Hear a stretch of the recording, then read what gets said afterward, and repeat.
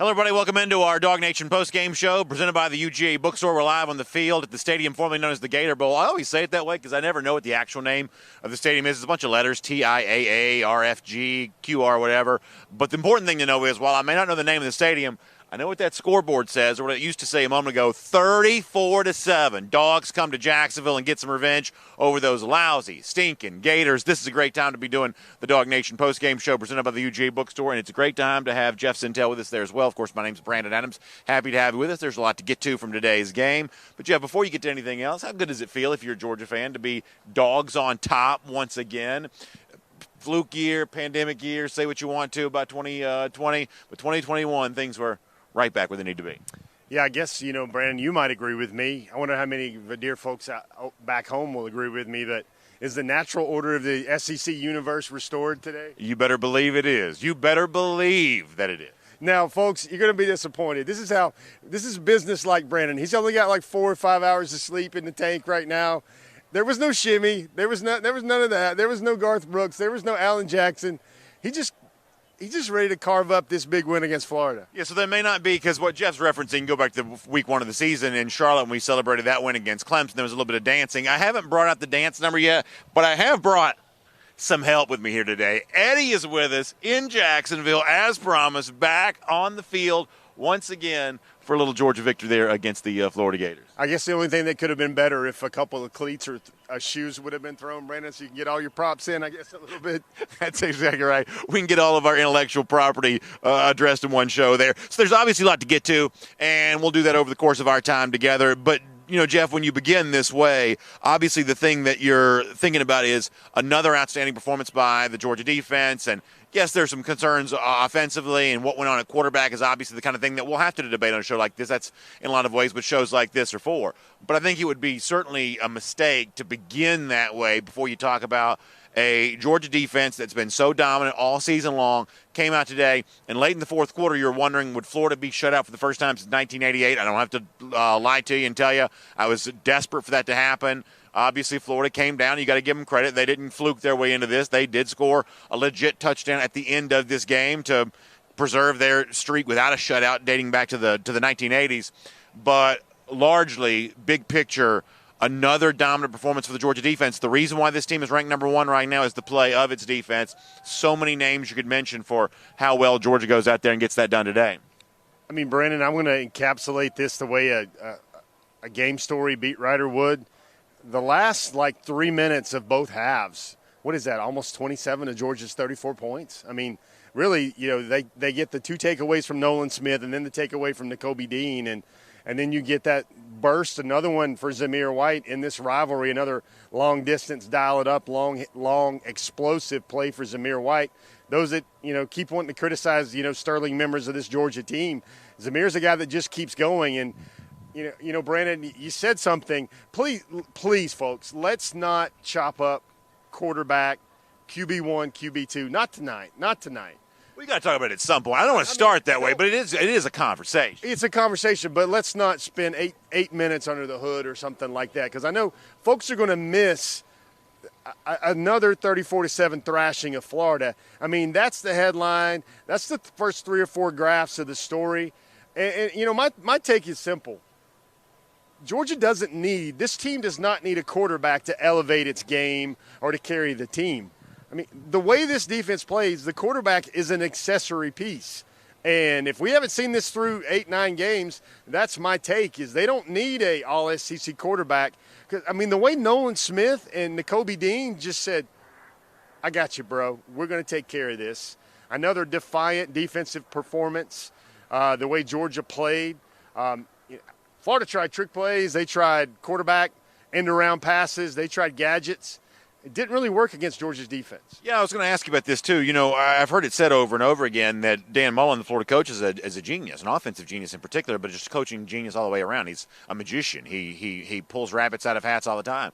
I thought geniuses were supposed to finish halves on strong notes. I thought geniuses were supposed to take advantage of those final couple minutes of a first couple of minutes of a second half. I thought that's one of the things that they were supposed to be able to do, but it seems like today, taking what had been a close game and turning it into a blowout before you even got to the first half, maybe Dan Mullen forgot to push the genius button tonight. I mean, there's a lot of things that, to me, I'm just going to call a spade, or I'm just going to look at it from a football perspective. They were really limited today with what they were trying to do with Anthony Richardson. I mean, a lot of the run plays they were trying to run off, the RPO wasn't even on the right side of his shoulder, the right side of his belly. He just kind of took off and ran. Florida looked like a better football team offensively, at least attacking a team like Georgia with Emory Jones later in the game, Brandon. There was some consistency to what was going on, but I do think the closing flurry we can talk about where Georgia just went dynamite. Brandon, what was it, 3-0 with about 3 minutes left in the first half? All of a sudden you see Nolan Smith. They call him Baby Boy from Savannah. That's the closest, major town, the closest major town here to Jacksonville. He makes a play, then he makes another play. I really like that knockout call from Monken when they went deep to Kyrus Jackson to really set the team up for, I think, 24-0 at the half. And really, for all intents and purposes, this thing was done. Yeah, certainly done at the half there. So that's what we're going to do. We'll take your comments about everything from tonight's win, celebratory against the Florida Gators, righting the wrong of a year ago, and Kirby Smart gets his third win in 4 tries against the Gators here tonight. Obviously, we're brought to you by the UGA bookstore. And don't forget, we'll be back in Athens, the UGA bookstore, next Saturday. Still waiting on that game time between Georgia and Missouri, but whatever time it is, we'll be there once the game is over up on the second floor with our Dog Nation post-game show from there. And also a huge collection of autograph guests next Saturday. Now, the times are still waiting to be confirmed because, as I said before, we're still waiting on a game time confirmation for Georgia, Missouri. But how about this lineup? Next week, former Georgia coach Mark Richt, former Georgia coach Vince Dooley, the legendary quarterback Lindsey Scott, and the wide receiver Buck Bellew and Lindsey Scott, who were out here on this field way back in 1980 with one of the historic plays in Georgia lore. They're going to be at the UGA bookstore next Saturday there as well. So Richt, Dooley, Bellew, Scott, all there on the same day. Big autographs and, of course, great memorabilia and, I should say, great apparel opportunities for you there at the UGA bookstore. So make sure you check that out. Down there on the first floor, there's the Peter Millar, there's the Vineyard Vines, there's the Tommy Bahama, Southern Tides, all of the great apparel makers who are making that good-looking UGA gear. You can find so much of that right there at the UGA bookstore. So do your shopping, get an early jump on your holiday shopping, get some great autographs from guys like Mark Richt and Vince Dooley and Buck Bellew and Lindsey Scott, and, of course, see us after the game up on the second floor for the Dog Nation postgame show presented by the UGA bookstore there as well. So on a winning night for Georgia, let's dive in here. We'll get some comments on Facebook. We'll do YouTube. We'll do DogNation.com, and we will get everything going up here. Hugh Nash says that in 8 games, we've given up 53 points and only 5 touchdowns. That's 6.625 points a game, 1.66 points per quarter. That is elite. And, yeah, I mean, there is no doubt that right now the best unit in the country on either side of the ball is the Georgia defense. And it was remarkable again tonight against a Florida team that had moved the football on a lot of teams thus far this season. And with a genius. With the offensive genius Dan Mullen, that's right. And as much as I like to give him a hard time here and there, the fact of the matter is the Gators had moved the football and they had scored some points here this season, but they were rendered really ineffective tonight, and it was another validating performance for one. The Georgia defense has gotten all the attention that it's got. The Hugh Nash stat got my mind buzzing a little bit, Brandon. The late score against Kentucky, the late score here tonight with Florida, and that one of the scores obviously came against Carson Beck while he was throwing the ball. I would love, maybe I'll do this week when my free time and dealing with guys that are not, really totally in love with playing for the University of Georgia right now. How many times has Georgia given up a touchdown when the game was within 14 points? Yeah, that's a great question. I mean, you got to imagine that's not a contested game. That's what I'm saying right there. I mean, you're going to take at least 21 points off the board right there out of that 53, so that's 22 points right there. No, it's amazing. It's been a success story all season long. And, of course, in our comment section, we had some folks giving you the hashtag JDNYC a moment ago. I want to give the credit here to the person who brought that up. I like to Murph Roberts gives you the hashtag JDNYC. I don't know if you know this or not. I didn't see this, but some folks were nice enough to share. I guess on the CBS pregame show, they used some of my audio from Dog Nation Daily, maybe some of the hype that we've contributed to when it comes to Davis. They used some of that on the CBS pregame show today. So a little Dog Nation Daily love on CBS, and I was certainly glad to be able to see that. Hey, man, you got a free plug there, right, man? They got some free Brandon Adams JD2YNC plug right there. That's certainly something. I mean, the case keeps rising. It just keeps rising. I mean, I think look at the defensive player of the game. I mean, let's talk about that first half for Nakobe Dean. I think he led Georgia with 6 tackles at the half, and then he also added the pick 6. He was a guy that closed down on Anthony Richardson a lot. Like, folks, if there were a couple plays where the genius had found something, or whether it was just a broken play and AR-15 was making something work, but then here comes Nakobe Dean flying in from the middle of the frame, and all of a sudden he gets the guy on the ground. Interesting to note, Georgia had a little bit of injury issue. I thought Adam Anderson, to me, he had a club on his hand. He had it bandaged up before the game. We saw Kendall Milton with basically dealing with that knee sprain. We saw him with a walking crutch today down on the field. He didn't even dress out, although he did travel. So, again, this is a Georgia offense. All the players that aren't part of it, all the players that aren't producing 34 points against Florida and Jacksonville. I mean, Brandon, these are big program problems. These are number one team in the country problems. Take some YouTube comments here or there as well. We're live on the field in Jacksonville. Georgia gets a 34-7 win against Florida a moment ago. This is our Dog Nation postgame show presented by the UGA bookstore. Happy to have Jeff Sintel with us. I'm happy to be here there as well as we have the beautiful Jacksonville night. A little bit windy, and I'm actually curious from you during the game, I'm imagining, because I was in the enclosed press box with the rest of the Coastal Elite broadcast media. I'm guessing there were some moments, certainly the flags, with the pregame marching bands, things like that. It appeared at times that there was a heavy gust of wind, as commonly happens in Jacksonville. It seems like these are windy games more often than not. How heavy did the wind get for you at times? I'm going to tell you what, it was at least a potential factor because, I'm out here right when the team hits the field and taking pictures. And this was unique, Brandon. I saw Kirby Smart make a lap and stay down there in the corner of the end zone, and it looks like you on the fairway at Augusta National or on the tee box. He was picking up some grass and throwing it and letting it go each way. Today was definitely not a day for the field goal kickers. I mean, you want to talk about some bad missed field goals, some shots within like 45 and in by both sides. Those were certainly some interesting efforts as well. So a lot of folks in our comment section on the YouTube obviously talking about what happened at quarterback, and we're going to talk about that tonight there as well. I want to read you this quote from Kirby Smart.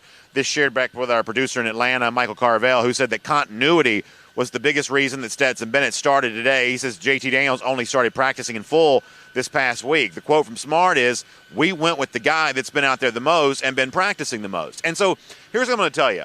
I agree with something that Jeff said a moment ago, that if you're obsessed with what Georgia did at quarterback tonight at the expense of enjoying the fact that Georgia won a rivalry game against the team we believe is Georgia's most hated rival, the number one rival, Georgia got this win today 34-7. If you're obsessed with, soap opera between the two quarterbacks, I just think you're doing it wrong. I do.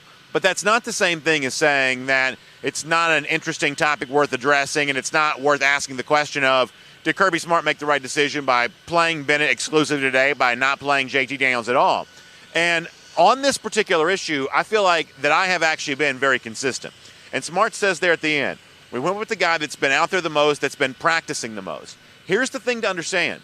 This is a Georgia team now moving in the month of November. For the last 3 months, they have been practicing and grinding and fighting and working and laying their life on the line on the field each and every day. Not just the Saturdays that we see, but Monday through Friday during the week during practice. And there is a certain chemistry that's established by that. The fact that JT Daniels did not play today, in my mind, does not mean that he's not going to be the quarterback eventually again for the University of Georgia. But this is a process by which I think you have to work your way back into if it's going to happen. I truly believe that. I'm not carrying Kirby Smart's water on that. That's not my job necessarily to do that. My job is just to tell the truth. But this is the truth for me, that it's a problem for Kirby that Daniels has practiced so infrequently as of late. This past week, we heard that Daniels was back healthy, was back throwing again. But for the guys who've been practicing for 3 months, for players in this team who've been practicing for a multitude of years only to just now get their chance to play, what does it say to them if a guy's just, thrown right back out there without having to go through the same grind these players have gone through? So I'm of the belief, and some of you are going to like to hear this, some of you are not, but I believe it's the truth no matter how you feel about it, that Daniels, I believe, will eventually be Georgia's quarterback again. But there is a process by which that has to happen. I do think he has to earn that spot back. Now, I believe he's the better quarterback between he and Stetson Bennett, and I believe eventually that's going to happen. But I'm not stressed out about the fact that it didn't happen today because, as you see behind us, the score was 34-7. Georgia was just fine with who had played at quarterback today. And if you say, well, you got to have Bennett in order to beat Alabama, well, that game's not going to be played until December, and there's still plenty of football to take place both on the practice field and on the game field to get Georgia where it needs to be for that spot. To me, Brandon, it's a matter of I got two takes on this one. Number one, to me, it's not a question of who's the better quarterback. It's who's the better quarterback for Georgia right now. And when you have now you've got to expand that to, listen, folks, you got to practice, you got to suit up, and you got to show the staff during the week that you're ready, accountable, ready to take the ball, ready to win, ready to lead the team. That's my version of right now. And right now, the guy continues to be Stetson Bennett. I said it, I tweeted this out in the middle of the game. He's the quarterback he's QB1 for another day. And Brandon, there was a way where the door could have swung open tonight. There were some times when Stetson Bennett flashed, and there were some times when you're like, whoa. Well, no, you got to be honest, though. Stetson Bennett played an awful football game today. He played an awful football game. Stetson Bennett threw 2 interceptions. They were basically, let me just go for the home run balls. Shouldn't have been thrown, clearly. But what I'm saying is the door was open for, okay, JT, come in here. There was that changing of the guard on the field, what has to happen, where he's got to take it from JT. Like, without that defensive stand and that defensive flurry late in the first half, we're at a 3-0 game, Brandon. What happens first, second drive of that game remains 3-0? Does that become a, hey, let's give the other guy a shot type thing?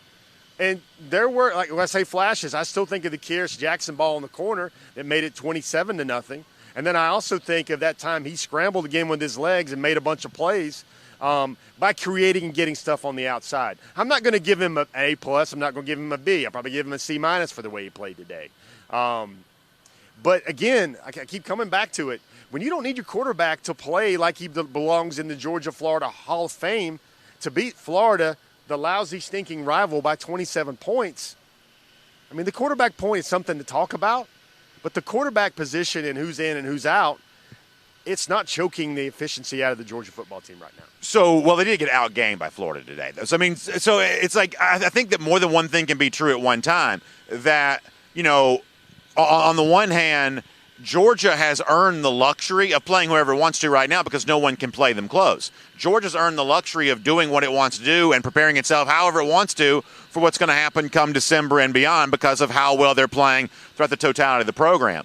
But on a day in which that you did, and I believe the final stats will say that Florida outgained Georgia, on a day when that's the case, then you didn't get it done offensively. You won 34-7, but your offense is not to credit for that. Well, yeah, like I said, I just renders what's happening at quarterback not a priority alpha thing because I think Georgia did take the lead in total yards. It was like 350 to 360 at one point before Zamir's long, like 60-yard run.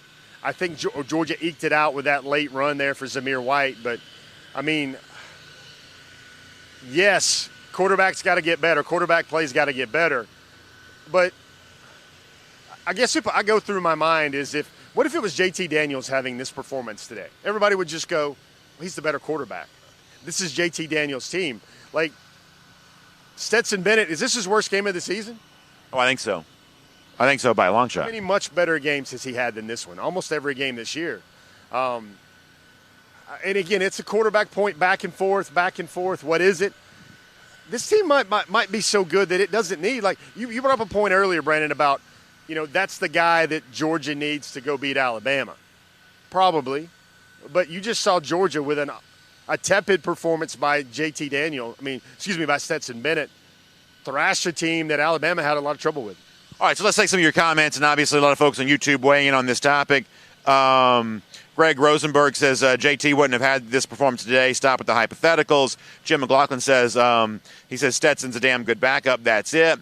I mean, I think it's also appropriate to keep in mind what Stetson Bennett has been for Georgia thus far this season. And it continues to be true that with Daniels, who has not been available to Georgia, this is the important thing to keep in mind here, that it's not like Kirby Smart. I saw somebody a moment ago put like the free JT hashtag in there. It's not Kirby Smart who's kept Daniels on the bench. Daniels, until recently, has not even been available to Georgia. He's been dealing with injuries that have rendered him incapable of playing.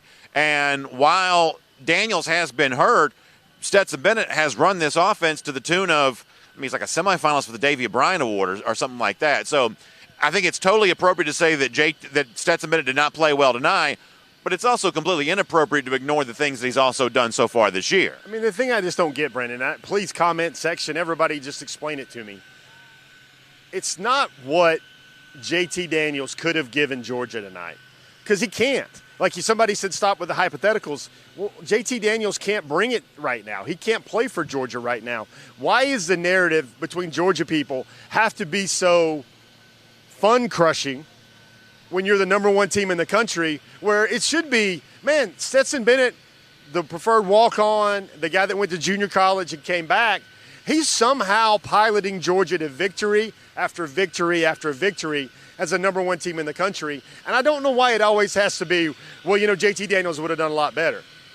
JT Daniels not in there right now, and Stetson Bennett continues to get the job done with a remarkable circumstance. Like, nobody's going to build a statue of Stetson Bennett, but I think it gets lost in the shuffle about how he's not throwing for 400 yards and converting every third down, that he's really, again, overachieving a lot of times for this Georgia football team. But not tonight. Not tonight. So, and I think it's what it come down to, and I agree with something that Jeff said a moment ago wholeheartedly, that if you're so obsessed with this topic right now that you're not having a good time on a night like this where we watch Georgia get a 34-7 win, a lot of us who are Braves fans now rolling the game for the World Series, if you're gnashing teeth and complaining tonight, I'm sorry, you're just doing all of this wrong. And I think that if you can't find a way to enjoy yourself, then honestly, you run the risk of not being able to enjoy yourself when Georgia finally does win a national championship. You'll find something that's wrong with that too. So we can be factual, we can talk about what needs to be better, but if you become so obsessed with that you can't enjoy what's happening, then I just think you're making a big mistake, because you only get so many of these football seasons in life, especially for a team right now that's as good as Georgia is. I mean, Brendan, for me, I always say this a lot, perspective is a whole big thing. Step back. And to me, the fact is Georgia just beat Florida by 27 points in Jacksonville to retain the belt as the nation's number one team and still look pretty good doing it. I've been in this stadium a lot of times when a Georgia quarterback, whether it's a guy like David Green, it's a guy like Aaron Murray, it's a guy like up and down Georgia's quarterback lineage or whatever, they played really good, and the team still was not competitive. The team still didn't win the game.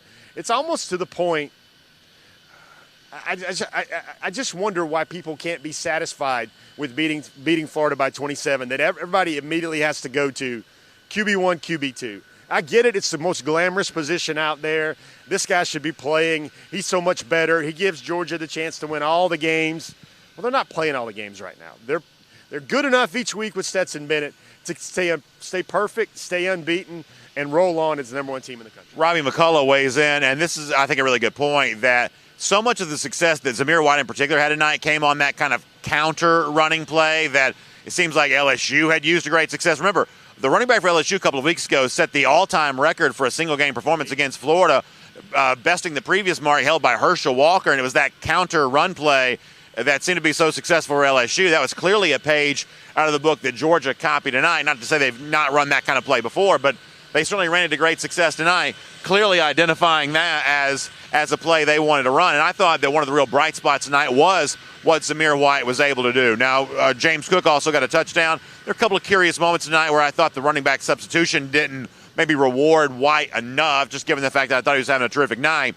But honestly, that should obscure the fact that Zamir was really getting it done for UGA this evening. You know, Brandon, in some ways, we hear people all the time talk about, even at the running back position, it should be another guy, or this other guy's more explosive, or this guy's the guy that NFL scouts really want to see. But, Zamir just keeps chugging along. He keeps toting the rock. He keeps moving the chains. Brandon, I think he's over 8 yards a carry again tonight. While everybody's talking about personnel, who's that guy? That should be the guy. I want to make sure we mention two things, because we should be about information as much as opinion. At least my role is on this show. I thought it was interesting. Kirby Smart brought his son out for the press conference. He was on a Zoom press conference. That's kind of a different look than Darth Vader in the mask for press conferences from Florida. But I thought it was really interesting. I've looked on my phone. I've seen a quote from Nolan Smith tonight. Nolan Smith grew up in the state of Georgia. The closest game to him was always the cocktail party, Georgia versus Florida in Chatham County. And he was asked by reporters tonight during his Zoom session, what's so different about this year's game than last year's game? And Nolan Smith, he just said it's personal. When we play Florida, it's personal. Again, we talk all the time about getting boys from Georgia to stay home and play for Georgia. And again, Brandon, he has an interception. He jerks a football out of the guy's stomach.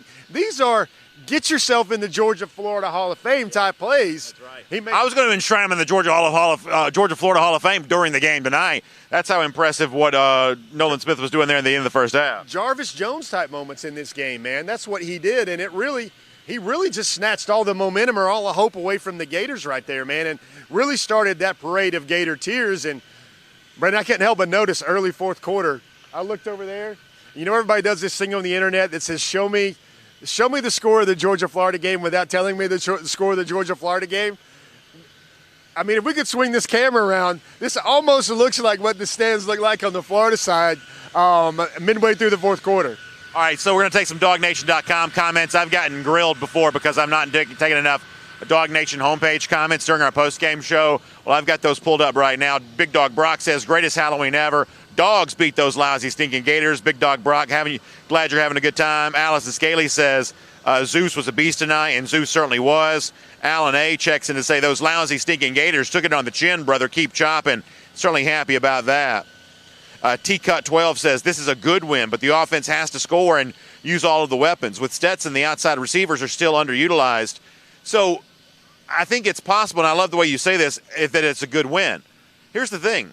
You can have bad moments in a good win, and that's the thing that you got to understand here. And it's not diminishing the good win to talk about the bad moment, nor is it diminishing the bad moments to talk about the good win. Obviously, that's what Georgia spends most of the following week doing after a game, certainly the first couple of days of the week after a game. You're talking about what, for Georgia, thankfully, most weeks is going to be a win, but also some moments in that game that need to be improved for next time. So there's nothing wrong with taking the totality of the win and say, man, it feels great to be standing on this turf here in Jacksonville tonight, this grass here, this stadium, and looking around and saying Georgia back on top. Because I can remember as a kid and a youngster and into my 20s, a lot of games in Jacksonville didn't finish that way. So when you beat Florida, those lousy, stinking Gators, it is a great win. But you can also have disappointing moments in a big win. And obviously for Georgia, I think there were some of those tonight too. You know, it's a rivalry where you're not expected to play great football in this one, Brandon. You remember the Malcolm Mitchell game?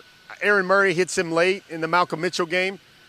Does anybody remember any more of the stat line for Aaron Murray in some of those games when you get the win? I mean, that's not the thing that history wraps itself around. You remember the clutch play and Malcolm Mitchell running into the end zone. That's what you remember. You don't remember how it was really tough sledding for an all-time great Georgia quarterback in that game. I just want to tell folks that this is supposed to be very, very hard. It always is. And, you know, Georgia, the Georgieing, you know, how many times has Georgia came into this city, Brandon, and had an unbeaten team? And that one hiccup, no way Florida should have ever beaten Georgia, prevented Georgia from something special. And I'm sorry. I mean, I can look at a lot of film and I can say that guy's got to get better, that guy's got to get better. But the amount of guys that you got to say this on this football team is at an all-time low for as long as I've been a Georgia football fan. Tom says, guess Stetson Bennett today didn't throw a touchdown pass and didn't have some good running plays there as well. And obviously, Bennett himself did have some moments and threw a big touchdown pass to Karis Jackson. That was certainly kind of a dagger-type throw when he made it. But you got to be careful throwing bad interceptions. You got to be careful with that. And obviously today, Stetson Bennett, I don't think, was careful enough with the football. And that is a part of the story of the game here today. Andrew checks in on YouTube to say Stetson is good. He's just not the best at the deep ball. But here's also the thing I think you got to keep in mind, and obviously I think it's right to say that Bennett's worst throws today were on the deep ball, either kind of putting it back towards the middle of the field where safety could come over, or simply just leaving the ball in the air too long, not maybe, getting that zip on it the way that you possibly could. But it's important to know this, and this is the part where people are going to get upset with me, but it is true, that real football is not fantasy football. You and I, and by me, I mean me, and you, I mean whoever's watching right now, I think most of us agree, JT Downs is probably the better of the two quarterbacks, and when healthy, he's probably your best option. Kirby Smart agrees with that too, because when JT Downs was fully healthy, made him the starting quarterback at the beginning of the season. But this is where you're going to get back into how real football differs from fantasy football. We don't just look at the back of the football card and say, oh, this guy's got better stats, so therefore let's just take this other guy, toss him aside, put this guy back in. There is a team chemistry thing that matters here, and the way in which Daniels earns the job back matters. And if he's going to be the quarterback again, he's going to have to earn that during the week the same way everybody else is. Now, that's not necessarily an argument for him not playing tonight, but it may be an explanation for why he didn't. You may not like the explanation. You may not like what Kirby Smart has to say about that. Frankly, that's still potentially, though, the explanation. Let me get a couple more comments in here just for a moment. White Knight says UGA won despite Bennett. End of story. I don't know that it was fully despite Bennett, but certainly his mistakes were minimized by how well the defense played, and there's no denying that's true. James M. says Stet's cavalier attitude is my biggest concern, throwing into blanket coverage. And it is one of those things where the caricature of Stetson is so different than the reality. People think because he's kind of an unheralded underdog type story and not the biggest guy, that somehow he must be the kind of game manager that you know is going to come out here and make good decisions to protect the football. But Stetson's always been a reckless player at Georgia, for the good and for the bad. He plays with reckless abandon, and when something good happens, you love that. He puts his body in harm's way. There are a lot of things where the reckless spirit serves him well. But in every moment in which Stetson has seemed less than the standard that the job requires, it's almost always because of reckless decision-making. That has been his Achilles heel for really the entirety of his career. When the moments are not great, it's usually a bad decision that you point back to. Not a physical limitation, a bad decision. I just keep coming back to this. And folks, you know, we love opinions. We love engagement on this show. You guys can all believe what you want to believe. And I could give you a nine bullet point type thing that says, okay, think about this, think about this, think about this. Here's what I'm thinking about this football game, and it's kind of mushrooming in my head. Maybe the national narrative should be this as well. Maybe Georgia does not need 20 out of 25, 212 yards, 1 touchdown, 0 interceptions, no turnovers. Maybe they don't even need that every week. If they don't, they're the first team in 100 years. I mean, not 100, but certainly 5 or 10 years that has. I mean, that'd be quite a departure from what football has been. Well, again, how many teams have had this defense, and how many teams do have a running game? I mean, nobody's talking about. I mean, we're talking about the guys that are going to get drafted off this team. You're going to talk about the guys that could go to New York City. The guys could get all SEC. Is there one guy on offense we're talking about there? Is there one guy that's an all-SEC offensive player right now? I guess if anyone, probably Brock Bowers. Yeah. Maybe Zamir White's on his way towards making a case. But, you know, you're certainly less successful offensively. But, I mean, this is where I'm going to defend the fans who are watching, even though I don't agree with everything they're saying on Stetson Bennett. Georgia needs better quarterback play than this one in the national championship because every team in the college football playoff era has needed that. Now, I'm also of the belief that today was October 30th, not December or not January, and one way or another, Georgia may eventually get that. But I think cold hard reality is the quarterback play to win a national championship needs to be better than it was tonight. Needs to be better than tonight. No doubt about that. But what I'm saying is the quarterback probably doesn't need to walk on water and be a world beater. That's just what I'm growing to believe. And it's a belief that Georgia's defense just might be that type of unit, that type of squad. And if Stetson Bennett doesn't play better, if he doesn't correct these mistakes, I think the natural order of things will work out. But I continue to look at this as, Brandon, the story to me is like everybody looks at the quarterback. The story to me is that, listen, I mean, this game swung on 3 or 4 plays by Georgia's defense, and it was lights out after that. That's just really what I'm going to continue to believe in. I mean, folks. Well, let me play devil's advocate with you about one thing, because I think you're right. Like, I actually think you're right that to me, Georgia winning 34-7 against the lousy, stinking Gators, the fun that's associated with that, that's story number 1 for me. Story number 2 is, what was going on at quarterback? So let me ask you this. If Kirby Smart had more of a history of being more forthcoming about his quarterback decisions, making consistent decisions that most fans agree with, whether that's the right thing to do or not, Smart kind of has a tendency to want to march to the beat of his own drum with the quarterbacks, which is his prerogative to do so because he is the head coach. But given Smart's backstory, is that what you think makes fans less able, some fans anyway, not all fans, it's about 50-50 I'd say, but is that what makes fans less able to enjoy a night like this because they're a little bit concerned that Smart, who one could describe as stubborn when it comes to quarterbacks before, might have a tendency to be stubborn here even in the face of overwhelming evidence? I think you add at least 10 gallons of gas to the fire right here, Brandon, because there's a history of folks saying, okay, they kind of believe that Kirby's just going to play his guy or Kirby's not going to make this change. You use the word stubborn a lot. I think maybe some of the vitriol around this whole debate about the quarterbacks is folks probably believe that Kirby Smart might realize that guy's better. He's just going to keep playing Stet regardless. And I think that's the thing where they realize is, I'll tell you one thing, your head coach has made a lot of decisions with his program right now. He's making a lot of decisions. He sees all the practices. He knows what's going on. Maybe the team chemistry right now is firmly in the court of Stetson Bennett. Maybe that's what's going on right now. But for me, I think you got a point there, Brandon, which means a lot of people are thinking that's Kirby being Kirby about the quarterbacks, and it's not just a straight admission of he's not playing the best guy. All right, so this is kind of a new fact into admission here. So I've got a few Kirby Smart quotes that I want to read for you, but one of these, when it comes to JT Daniels, says that Kirby Smart said JT Daniels could have played if he needed to, but he emphasized they went with Stetson Bennett because of continuity. We've told you that before. But here's the new information that's just coming into us. Kirby Smart saying tonight that JT Daniels only practiced a bit more this week than he had last week. So, I mean, this is just the way that it's going to be. As long as Daniels is limited at practice, meaning he's not a full go at practice, and according to the quote that I just read from you, apparently he was, and I'm just getting this fresh being sent to me here, then Daniels is not going to be your full-time quarterback. And look, if you want to describe this tonight as a blow-up game for Stetson Bennett, where a backup quarterback played like a backup quarterback, and you might can describe it that way. Okay, so let's just agree that this was a backup quarterback looking like a backup quarterback. Then you better be lucky that it hasn't happened before now, because apparently, according to this, your starting quarterback's still hurt. I mean, and that's the thing that you can't lose sight of here, is that if your quarterback is not healthy enough to play during the week, he's not healthy enough to play on Saturday. And who knows how his health may have impacted his performance against the Clemson game or whatever else. But this is not a punishment thing. They're not punishing JD, or I should say JT, by not letting him play because he missed part of the time in practice. They simply don't think he's as effective if he's not going through practice. And that's got nothing to do with the way that Stetson Bennett plays. That's an evaluation of Daniels. If he's not able to practice for the full week, they're not going to play him. I think this is just the course of this season, man, where you just got to see how it plays out.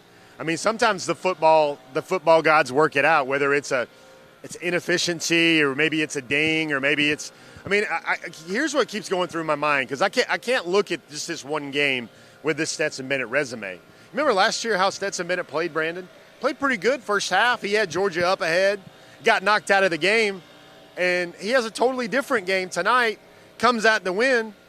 And, I mean, it's just the backdrop of how these performances look. Everybody's always focusing on – I just look at Stetson Bennett and saying, I don't know why you don't sit there and go, man, probably not supposed to be starting, probably not supposed to be guiding the number one team in the country, but Stetson Bennett is there in a relief role, continuing to bridge the gap for what JT Daniels cannot give Georgia right now. I also think on the basis of this quote alone, now listen, I'm not in the press conference, I'm not looking at the full context here, but if I'm hearing a guy was only, incrementally more involved in practice here during this week, then to me that doesn't sound like a choice between Bennett and Daniels. In other words, we're going to look at these two, we're going to choose this guy over that guy. That's not what it sounds like to me.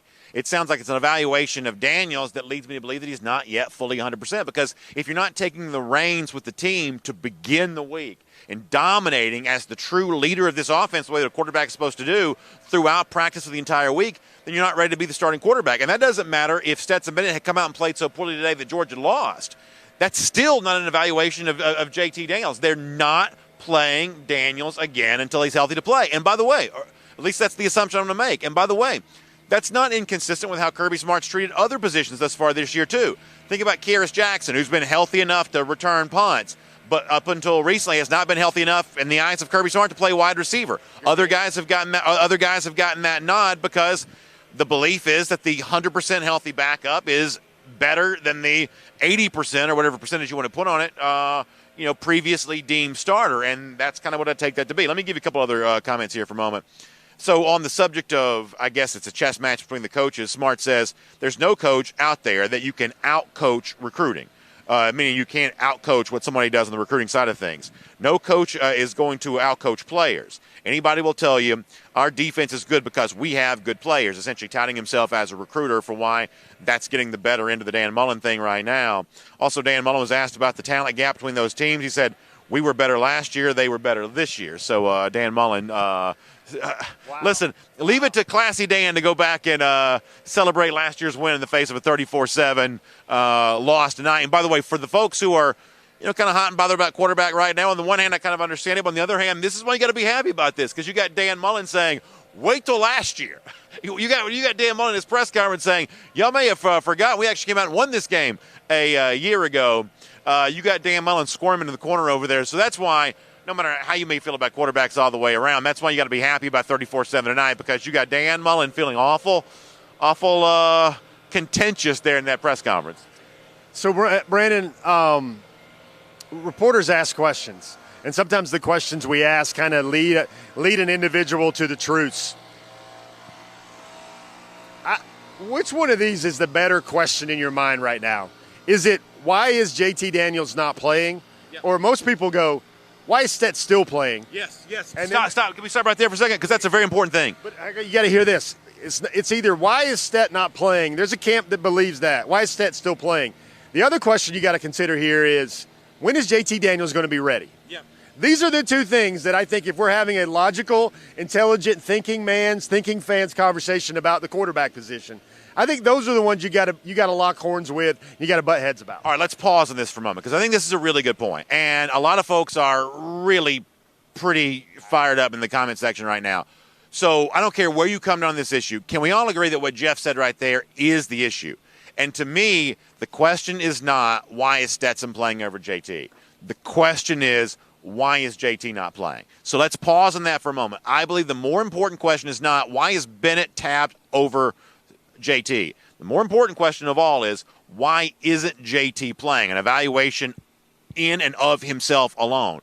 And I think the answer to that question is because he's not fully practicing right now. I mean, I took that a step further. When is he going to be ready? I think that's what Georgia fans really want to know. If he's not ready, when is he going to get ready? Everybody, I mean, it's going to get a point, Brandon. When's the point where you sit there and go, well, he's not going to be ready for December the 4th or whatever that is? Because we're only like a month away from that game. So when is he going to be ready? And then I think that's when Georgia faces that quarterback dilemma. So Jeremy says it's favoritism on the part of Smart to play Bennett over Daniels. But I've said this over and over again. That's factually untrue. Kirby Smart thinks JT Daniels is the better quarterback because he named him the starting quarterback back in the spring. Smart's almost never done that. He's really essentially done that one time in 2019 when he also took Jake Fromm over Stetson Bennett. That's the only time Smart's ever really tabbed a starting quarterback in spring practice. Every other year that he's been here, he's for the most part treated as an open competition into the season for the most part in each of those years. So this is not favoritism on the part of Smart for Bennett. If that were true, he would have shown some of that favoritism in the spring and the summer. He didn't show any. I mean, it's been documented and reported on and admitted they weren't giving Bennett the practice reps because he got moved aside for JT Daniels. And then you got to remember the Clemson game. Obviously, the word is out that JT Daniels wasn't healthy for that game, and yet he still started. He came back, still started the next game. I mean, you have a clear admission where the feeling there was he was ready to go. And then there's just some momentum to what Stetson's doing right now. I mean, the bulk of his work, I mean, most people got to admit, he's played winning football for Georgia when he's had this team around him and this backdrop of a historic generational defense. That's the thing I just keep coming back to. One of my things I keep coming back to is maybe they don't need the first-round draft pick to win this game. Am I saying they don't win it? That's not a definitive statement. But my question that keeps pondering in my thought circle there is maybe this team might not need what everybody hopes and dreams and puts their head on the pillow at night wanting to get from the quarterback position. I don't think this team needs Caleb Williams, for certainly not. But just because you don't need him doesn't mean you don't still want him. I mean, you want to be as good as you can be at every position. I mean, there's no such thing as sandbagging less than you're capable of being. By the way, when they turned off our video board behind us, we've lost our Georgia G in our background there. I guess that's a signal we got to get ready to go here in a little bit. I'll tell you something. That final score right there did not stay up there long at all after the game. And then we were about 5 minutes in the broadcast when they turned the final score off the ring as well. All right, so it's our Dog Nation postgame show presented by the UGA Bookstore. Don't forget, big autograph signings coming up at the UGA Bookstore next week. We got more of your comments, so don't go anywhere yet, I promise. And here's what we're going to do. We're going to take your comments essentially kind of like right up to the start of the World Series in Braves baseball, so hang with us. We'll let your comments. You want to rip me, you want to rip Jeff, you want to rip whoever, we'll let you get it off your chest. But it would be nice to also celebrate a little bit, too. I mean, after all, I brought Eddie to Jacksonville with me for a reason. He wants to be happy. He wants to have a good time. So we'll do some of that there as well. Hey man, a blind squirrel only cares about wins against Florida. He doesn't care about style points from the QB1 on a 27-point win. So let me just do a little bit of business. We'll get back and run through a bunch of comments here. Next Saturday, UGA Bookstore. We don't know the time yet because we don't know the game time, but it's Mark Richt, it's Vince Dooley, it's Buck Ballou, it's Lindsey Scott. It's big autograph guests at the UGA Bookstore next week. Also, great-looking apparel, as always, at the UGA Bookstore. So see them there on the first floor for all of that. Peter Millar, Vineyard Vines, Time of Bahama, all of the big-time apparel makers making good-looking UGA gear for you at the UGA Bookstore. Then see us after the game, second floor of the UGA Bookstore for our Dog Nation post-game show presented by the UGA bookstore. That is terrific. All right, let's fly through a lot of comments here. Ace Dog says, yeah, Eddie won. Yeah, Eddie's feeling good tonight. Ace Dog, no doubt about that. Can we talk about how Florida is a dumpster fire? Boy, what a mess these lousy, stinking Gators are right now. Nobody's happier about that than I am. Mr. Strickland says, done with quarterbacks. We won by 27. We're number 1, 8-0. And sounds like I think Mr. Strickland's kind of got the pretty good perspective on all of that. Texas Dog says, like I said, in my opinion, JT Daniels wasn't ready to play. He may be healthy and ready to play, but he's got to win out in practice. And so if you're one of those guys that wants to see Daniels, I understand why you do. That's what you got to keep hoping for. You got to keep hoping for more good news from JT Daniels at practice, more work regaining the status that he once had, which is as a quarterback, the unquestioned leader of this team. That's how real football works. Fantasy football is you look at the back of the football card and you put the guy with the better stats and you throw him out there. But real players have to play together, and that's how real players emerge as starters in the real world. Kathy Weaver says, covered the spread in a big way. Most thought we wouldn't. Go Dog. That's right. Kathy's cashing a ticket, it sounds like, tonight. I'm happy to hear that. Like Dog 1968 says, Florida and the Braves in the same day. My brain can only handle so much, and I understand where you're coming from on that. Thomas T-Bone says, please talk about the offensive line and our defense. They are obviously a great game for them all the way around. Munkin's head says, well, then tell Kirby to stop telling us he's ready. I mean, obviously, Kirby's got his own way of talking about this quarterback stuff, and at times he's not maybe as forthcoming as some of you, and maybe sometimes I would like for him to be. I don't deny all of that. All right. By the way, it is a little bit weird. Think about this for a moment. So JT Daniels has been here for 2 years, going on 2 years. Been one of the most talked about players in Dog Nation history. This is our website has existed, our video platforms, things like that have existed. Yet he's never played against Auburn. Well, in all likelihood, end his career without ever playing against Auburn. Never played against Florida. In all likelihood, will end his career. Hasn't played against Tennessee yet. Hasn't played against Georgia Tech yet. I mean, it is kind of weird to think that he's been, air quotes, the Georgia quarterback for 2 years. A Georgia quarterback, I guess is probably the better way to say that. And so many of the big rivalry games that you think matter for Georgia, JT Daniels hasn't played in any of them. It's an enigma, Brandon. I think it's an enigma. I mean, he's played South Carolina, win, Clemson, win, Vanderbilt, win, Cincinnati, win, Missouri, win, Mississippi State, win. Do I have them all? Did I forget? I got Missouri, I got Mississippi State, I got Cincinnati. I think that's it, right? He played South Carolina, win as well. And yet, never going to face a Florida, never going to face an Auburn, never going to face a Tennessee, like you just said. Right now, the best team he's faced is Cincinnati, right? Yeah, I mean, obviously so. Derek Eady says that we're too much in Kirby's bucket.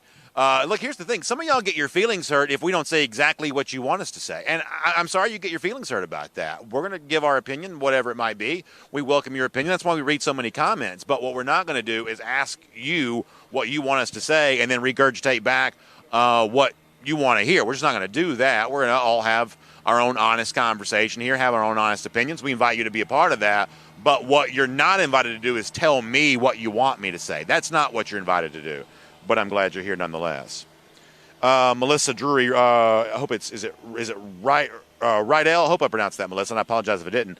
She says Kirby implied he was ready to play and keep Mullen in the dark. Florida had to prep for 2 quarterbacks instead of focusing on one. And there's a chance that Melissa's right about that some of that was a subterfuge, an attempt to mislead, an attempt to get Mullen thinking about a couple different things. I think that kind of stuff's probably a little bit overrated for the most part in terms of what a team has to do preparing for 2 quarterbacks. But obviously that would seem to be part of Kirby's motivation for why he does keep this so close to the vest from time to time. I hope everybody observed this. I think Mullen did not name a starter either all week, correct? And then he goes the whole game, largely the balance of the game with an AR-15 package. Yeah. Looked like to me he'd been saving that for the entire Georgia game. Yeah, it kind of leaked out almost like much the same way like the Stetson Bennett stuff kind of leaked out, I guess it had been last night. The AR-15 stuff started leaking out this morning, a lot of social media stuff that Richardson was probably going to be the guy.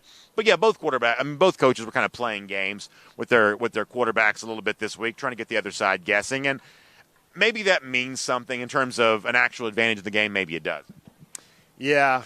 I mean, there's a lot of things. Did you see, Brandon? I think one of the narratives that will come out of this game, besides the brilliance of Nolan Smith and the way the defense played is there's going to be some shakiness still associated with Podledzny a little bit. And I think late Florida hit a big ball. I don't know if I caught all the play, but I did catch Kirby Smart finding a teachable moment with Keely Ringo. Is that? Oh, yes. He took Ringo by the collar and brought him off the field. Yes. I mean, that's another part. When I said something earlier, like there are fewer players on this Georgia team that need to get a whole lot better for Georgia to win a championship. I think it's an all-time low in my 45 years of being a living, breathing human in the state of Georgia. Here, hold this and talk to people for a minute. Brandon's going to dig something out. He's getting some Braves on. Folks, as you know what we're always doing, we have lawnmowers. We ought to get a lawnmower grass cutting specialist as a sponsor because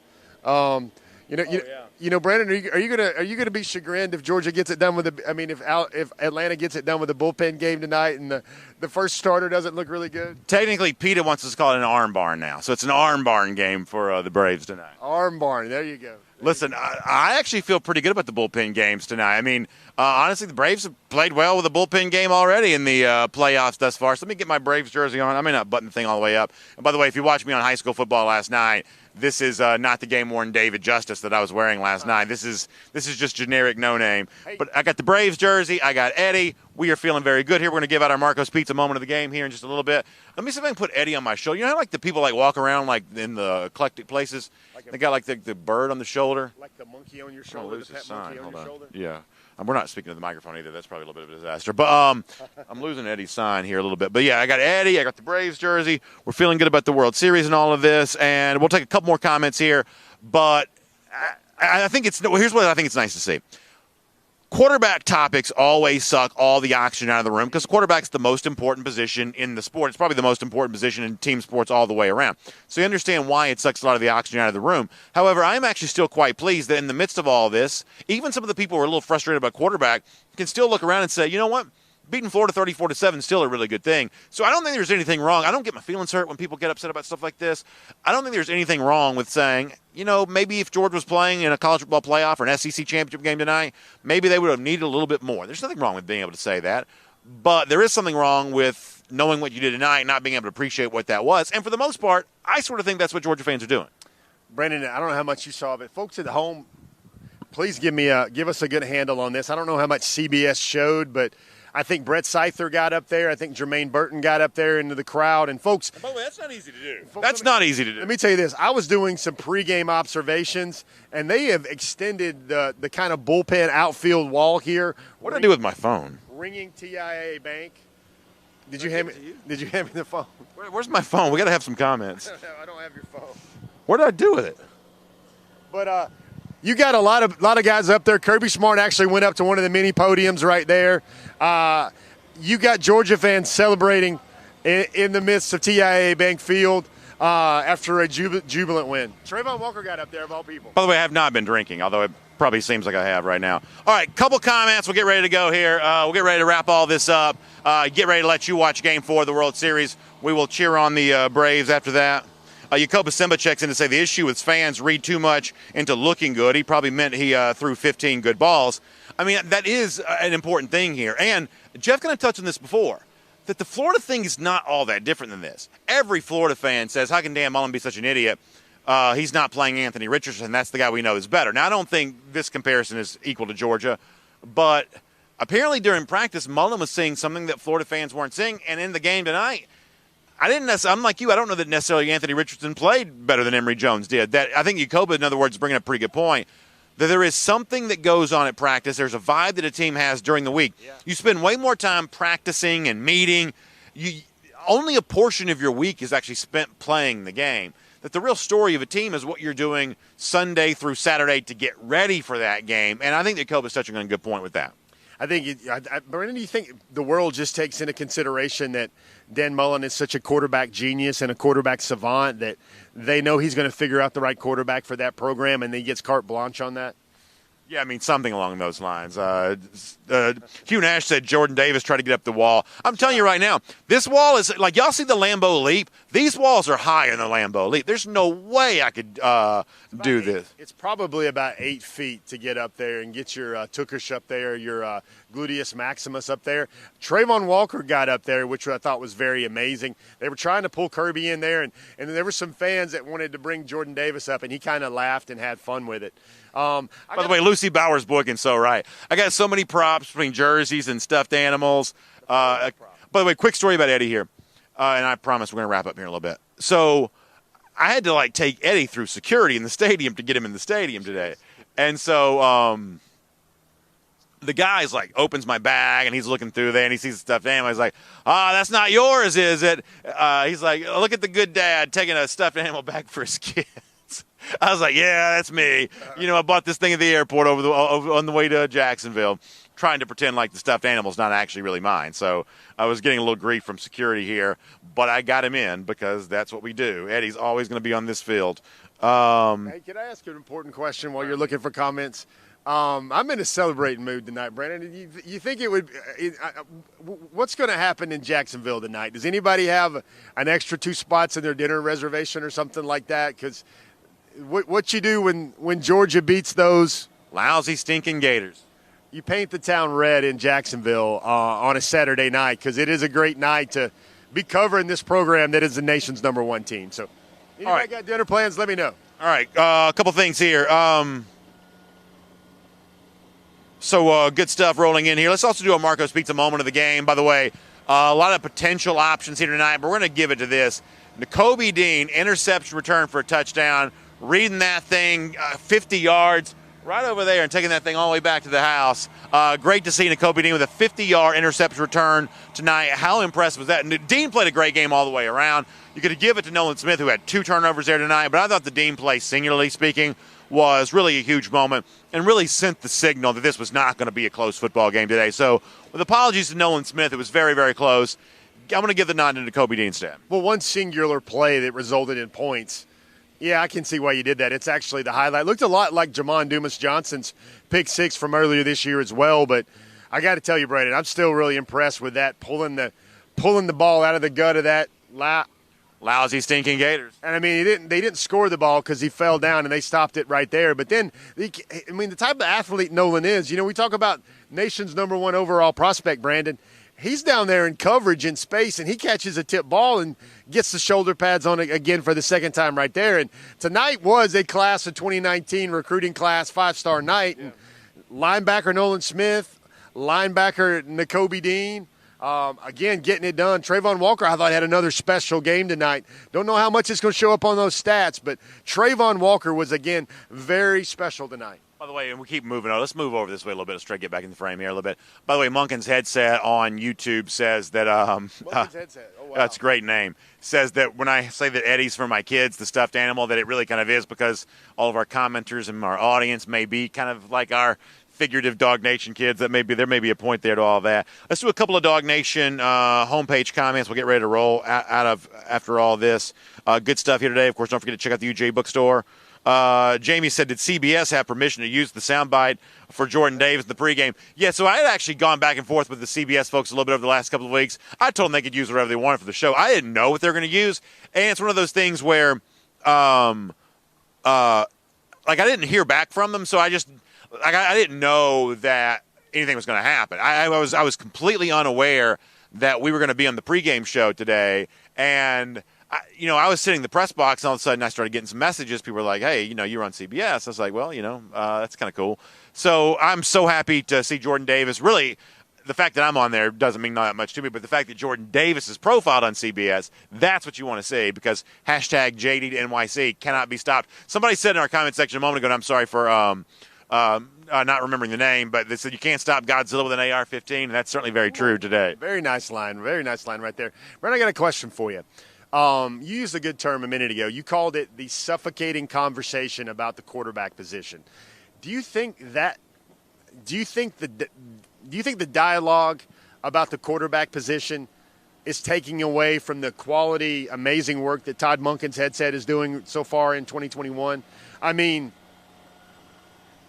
This team still is averaging about 40 points a game, 38 points a game. Do you think folks are talking enough about the job Todd Monken is doing, making this offense still purr and go with spare parts in a lot of spots? Or not spare parts, but freshman parts, raw, green, untested parts, not your premium parts, not your Marcus Rosamond Jack Saints, not your Karis Jackson for a long time, not your Jermaine Burton. Lots of pieces. I don't think we're talking enough about Monken. I think it's probably fair because I think it's actually extraordinarily fair because, Georgia, again, tonight, and you can talk about how it happened. A lot of this was short fields created by the defense, but Georgia scored 30 or more points again. Georgia's now scored 30 or more points in every game but one this season, and that speaks to an offensive level of firepower that Georgia has not shown a lot under Kirby Smart. Not in 2020 for the most part, not in 2019 certainly. You have to go back to like 2017, 2018 to find Georgia scoring at a clip that's scoring right now. In fact, Georgia's on pace to actually eclipse what it did in those years, the SEC championship year and then 2018, which was actually the high water mark for Georgia from a statistical standpoint. Offensively speaking, Georgia's right now on pace to even be better than that. So, yeah, I think it does speak to the success that Todd Monken is having. And by the way, I did not finish giving a shout out to Marco's Pizza earlier, so let me just really quickly remind you that this is a great time. You're rolling in to the end of our show, to the start of baseball. Check out Marco's Pizza. You can get a large one-topping pizza right now for just $9.99. That's great savings from Marco's Pizza.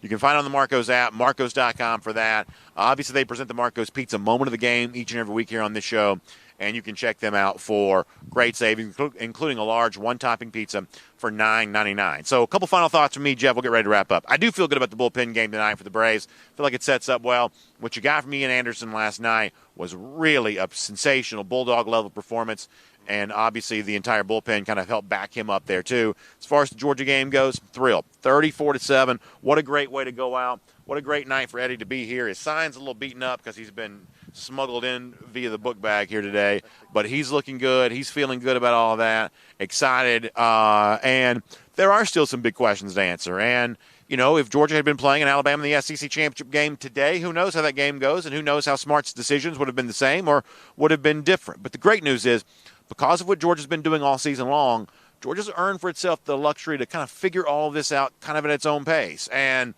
honestly, that's what Georgia's choosing to do right now. So I'm going to be content to not know the answer to every question that I currently have about this team, but still appreciate the fact that what you saw tonight on this field behind me a moment ago was really pretty remarkable and certainly a lot of fun to experience live here in person.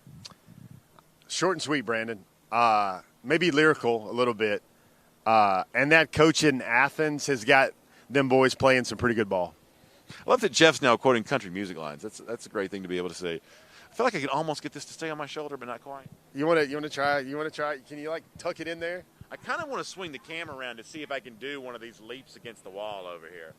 Boy, that would be some fun television. Let me tell you something.